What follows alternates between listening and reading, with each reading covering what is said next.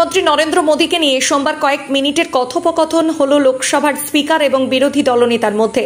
Speaker ওম বিড়লার কাছে লোকসভার বিরোধী দলনেতা রাহুল গান্ধী জানতে চাইলেন তিনি মোদীর সামনে মাথা নোয়ান কেন। স্পিকার সেই প্রশ্নে একটু অপ্রতিভ না হয়ে সবিস্তার জানালেন তার আচরণের কারণ।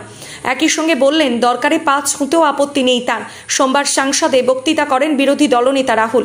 সেই বক্তৃতায় প্রধানমন্ত্রী মোদীকে নানা কটাক্ষ বাণে বিদ্ধ করেন তিনি। স্পিকার বিড়লার কাছেও অনুযোগ করেন লোকসভার মাইক বন্ধ হয়ে যাওয়া নিয়ে। ওই সংক্রান্ত আলোচনার মধ্যেই হঠাৎ স্পিকারের উদ্দেশ্যে রাহুল ওই প্রশ্ন ছুড়ে দেন।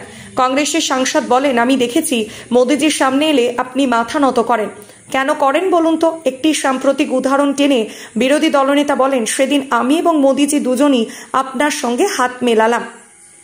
দেখলাম আমার সঙ্গে হাত মেলানোর সময় আপনি টান টান দাঁড়িয়ে রইলেন, অথচ মোদীজি সামনে আসতেই ঝুঁকে পড়লেন।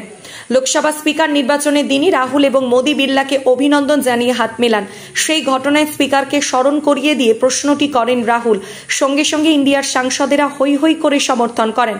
পাল্টা আপত্তি তোলেন এনডিএর সাংসদেরা।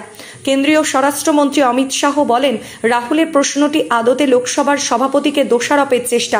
যদিও স্পিকার রাহুলের প্রশ্নের জবাব দেন। রাহুলকে স্পিকার বলেন, মাননীয় প্রধানমন্ত্রী সভার নেতা, আমার সংস্কৃতি এবং নীতি আমাকে শিখিয়েছে যারা বয়সে বড় তাদের সামনে মাথা ঝোঁকাতে হয় এবং যারা আমার সমবয়সী তাদের সমকক্ষ হিসাবে দেখতে হয়। একটু থেমে এরপরে স্পিকার বলেন, আমার শিক্ষা এবং নীতি এও বলে যে বড়দের সামনে শুধু মাথায় নোয়াবো না, প্রয়োজন পড়লে